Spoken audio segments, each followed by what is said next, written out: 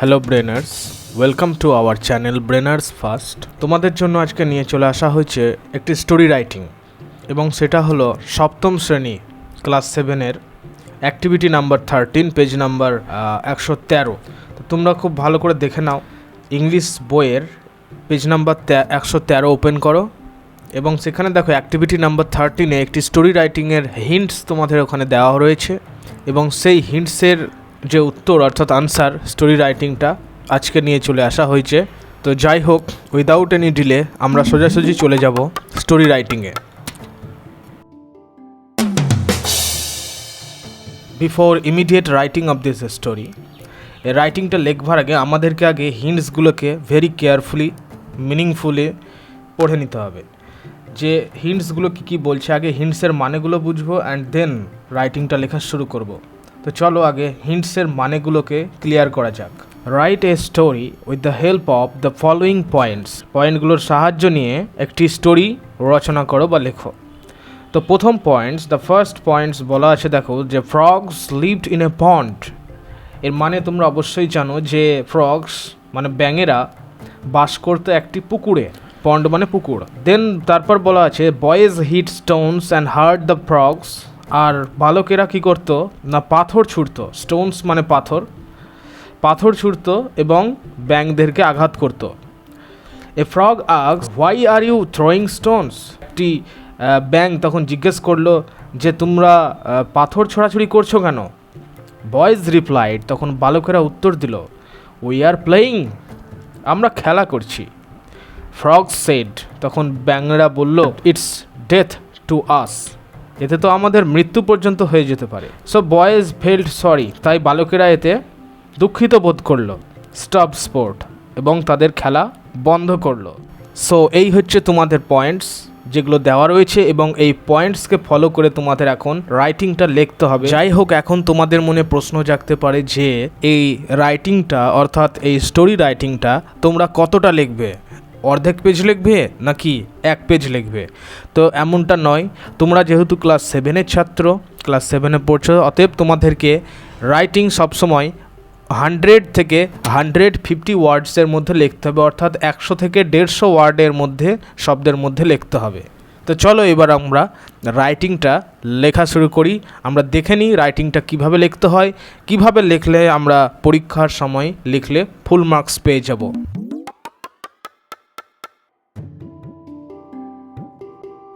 The naughty boys and the frogs. The first sentence should commence in this way.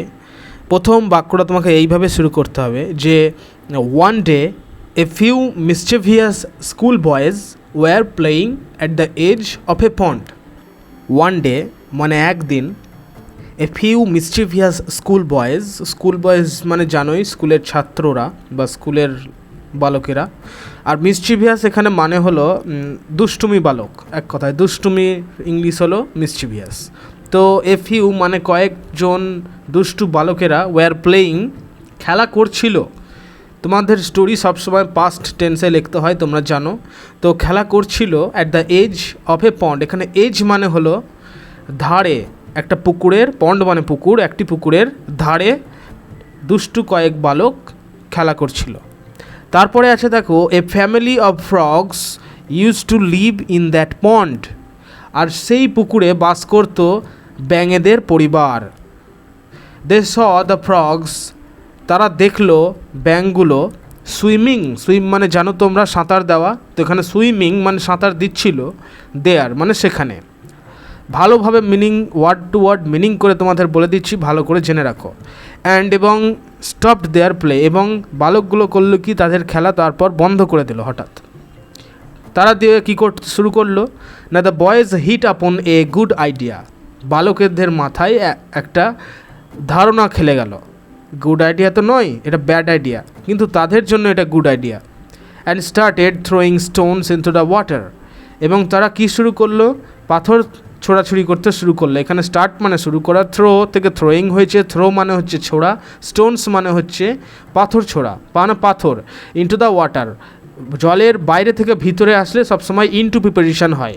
তো তারা করলো কি না পাথর ছোড়া শুরু করলো, কোথায় না জলে, and watching the water splash, এবং তারা দেখলো যে কীভাবে জলের ঢেউ খেলে যাচ্ছে। এইভাবে তারা খেলা করতে শুরু করলো। The boys amused themselves very much. আর এতে কি হলো, বালকেরা খুবই আনন্দিত হলো। অ্যামিউজ মানে আনন্দ পাওয়া, দেমসেলফ তারা নিজেদেরকে আনন্দ পেল, মানে আনন্দ দিল, ভেরি মাচ অনেকটাই। বাট কিন্তু they were enjoying, the frogs were trembling with fear. দেখো, একদিকে তারা কিন্তু আনন্দ পাচ্ছে, কিন্তু অন্যদিকে হচ্ছে কি ব্যাঙেদের অসুবিধা হয়ে যাচ্ছে। তো সেটাই লেখা আছে যে কিন্তু দে আর এনজয়িং, তারা কিন্তু আনন্দ করছিল, বাট কিন্তু the frogs were trembling in fear, ব্যাঙগুলো কী হচ্ছিল না ভয়ে কাঁপছিল। ট্রেম্বল মানে কাঁপা, থরথর করে কাঁপা, আর ফিয়ার মানে ভয়, অর্থাৎ ভয়ে কাঁপছিল। Many of the stones were big enough to hurt the frogs. আর পাথরগুলো ছিল বেশ বড় বড়, আর যার জন্য ব্যাঙেদের আঘাতটা বেশ যথেষ্টই লাগছিল, অর্থাৎ হিট হচ্ছিল বেশি ব্যাঙেদের গায়ে। তো নেক্সট তারপর আমরা চলে যাব কী লিখতে হবে, তোমরা অবশ্যই এটাকে ভালো করে লিখে নাও, এবং যারা আমাদের চ্যানেলের সদস্য রয়েছে, সাবস্ক্রাইব করে আছো, যারা আমাদের সাবস্ক্রাইবার্স, তাদেরকে অসংখ্য ধন্যবাদ জানাই। এবং যারা এখনও পর্যন্ত সাবস্ক্রাইব করোনি, তারা অবশ্যই চ্যানেলটিকে সাবস্ক্রাইব করে বেল আইকন প্রেস করে দাও, কারণ এরকম রাইটিং রিলেটেড শুধু নয়, সাজেস্টিভ টাইপ প্রশ্ন উত্তর বাংলা থেকে শুরু করে ভূগোল পর্যন্ত সমস্ত ডিটেলস সাজেস্টিভ ভিডিও এখানে দিয়ে দেওয়া হয়। So do subscribe.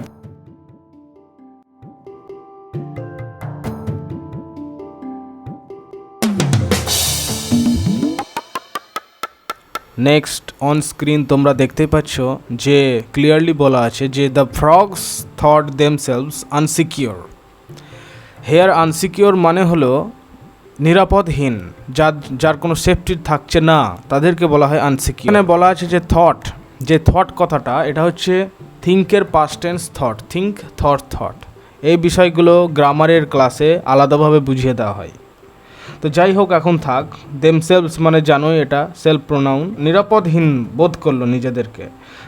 শেষ পর্যন্ত মানে অ্যাট লাস্ট, শেষমেশ, অন অফ দ্য ওল্ডেস্ট, ওখানে প্রথমে দেখো বলা আছে on of the oldest and bravest frogs.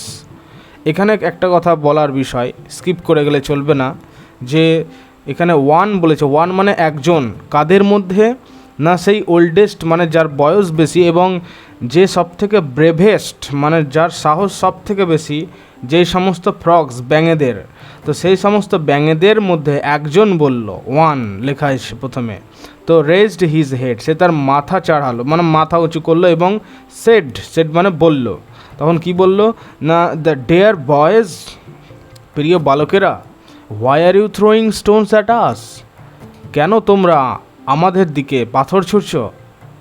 Throw মানে আগেও বলেছি ছোড়া কোনো কিছু, আর স্টোন মানে পাথরগুলো আমাদের দিকে কেন ছড়ছ।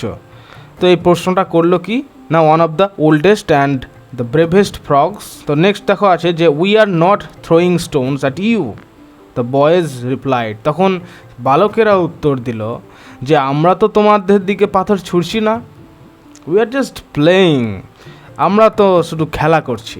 দেন তারপর দ্য ওল্ড ফ্রগ সেড, সেই বয়স্ক ব্যাঙটা বলল যে what is play to you is death to us, তোমার কাছে যেটা বা তোমাদের কাছে যেটা খেলা মনে হচ্ছে সেটা হলো আমাদের কাছে এক কথায় মৃত্যু। ডেথ মানে মৃত্যু, ডায়ের নাউন হচ্ছে ডেথ। তো নেক্সট দেখো বলা আছে যে দাস, এইভাবেই the boys realised their faults, realise মানে হলো বুঝতে পারা, পারসিভ করা, নোন করা, এক কথায় মানে বালকেরা বুঝতে পারলো তাদের ফল্ট মানে ভুল, ফল্ট মানে জানো তোমরা ভুল, তো তাদের ভুলগুলো মানে ফল্টস, তখন তারা বুঝতে পারলো, রিয়েলাইজ করলো, এবং ফেল্ট সরি, ফিলের সেকেন্ড ফর্ম, ভার্ব টু এর ফর্ম হলো ফেল্ট। তো তারা কি করলো না বুঝতে পারলো তাদের ভুলগুলো, এবং তারা দুঃখিত বোধ হলো, সরি মানে দুঃখিত বোধ হওয়া। তো তারপর দেখো লেখা আছে লিখতে হবে যে দে স্টপড স্পোর্ট, তখন তারা তাদের খেলা থামালো, অ্যান্ড ওয়েন্ট অ্যাওয়ে মানে জানো গো অ্যাওয়ে মানে চলে যাওয়া, আর গোয়ের পাস্ট টেন্স ওয়েন্ট গন। তো তখন তারা কি হলো না চলে গেল। দেখো তোমাদের কিন্তু খুব ভালোভাবে বুঝিয়ে দেওয়া হলো উইথ গ্রামার এর সঙ্গে গ্রামার লিঙ্ক করে বোঝানো হলো তোমাদেরকে ওয়ার্ড থ্রু ওয়ার্ড মিনিং। তো তোমাদের কাজ হলো এটাকে ভালো করে খাতায় নোট করে নেবে এবং মুখস্থ রাখার চেষ্টা করার থেকে নিজে থেকে বানিয়ে লেখার চেষ্টা করো। এইভাবে তুমি যদি লিখতে পারো, 2-1 বার হয়তো তোমার দেখতে হবে, কিন্তু 2-3 বার লেখার পর নিজে থেকে এটা লিখতে পারবা তুমি। আর যদি এটা তোমরা লিখতে পারো তবে অবশ্যই তোমাদের পরীক্ষায় কিন্তু এটা লিখলে ফুল মার্কস পাওয়ার চান্স সব থেকে বেশি, 99%। আশা করি তোমরা এই গল্পটা ক্লিয়ারলি বুঝতে পেরে গেছো যে frogs and the naughty boys. এখানে তোমরা টাইটেল যে যার মতো দিতে পারো, কিন্তু সব থেকে common title and the most appropriate title of this story is the naughty boys and the frogs. এটা হলো সব থেকে appropriate title. So let us conclude this class today, and there will be another video also this week after few days. তাই তোমাদের কাছে বলে রাখবো অবশ্যই চ্যানেলটিকে সাবস্ক্রাইব করে রাখো, কারণ এরকম রিলেটেড প্রচুর ভিডিও আগামী দিনে আসতে চলেছে। তোমরা অবশ্যই সাথে থাকবে এবং আমাদের পরিবারের একজন সদস্য হয়ে ওঠো তাড়াতাড়ি। তো যাই হোক, তোমরা লাইক করে দাও, বন্ধুদের কাছে শেয়ার করে দাও একটু। আর তোমাদের জন্য নতুন হোয়াটসঅ্যাপ গ্রুপ খোলা হয়েছে এবং সেই হোয়াটসঅ্যাপ গ্রুপে নানান তথ্য ইনফরমেশন দিয়ে দেওয়া হয়, পরীক্ষা রিলেটেড, কোশ্চেন রিলেটেড, তারপর এক্সাম ডেট রিলেটেড আপডেশন দেওয়া হয়। তো তোমরা অতি অবশ্যই সেই হোয়াটসঅ্যাপ গ্রুপ জয়েন করে নাও। The link is given in the description. লিঙ্কটা ডেসক্রিপশানে দেওয়া রয়েছে, অথবা তোমরা চ্যানেলে গেলেও পেয়ে যাবে। তো thank you my Brainers, be prepared for the upcoming exam. Thank you.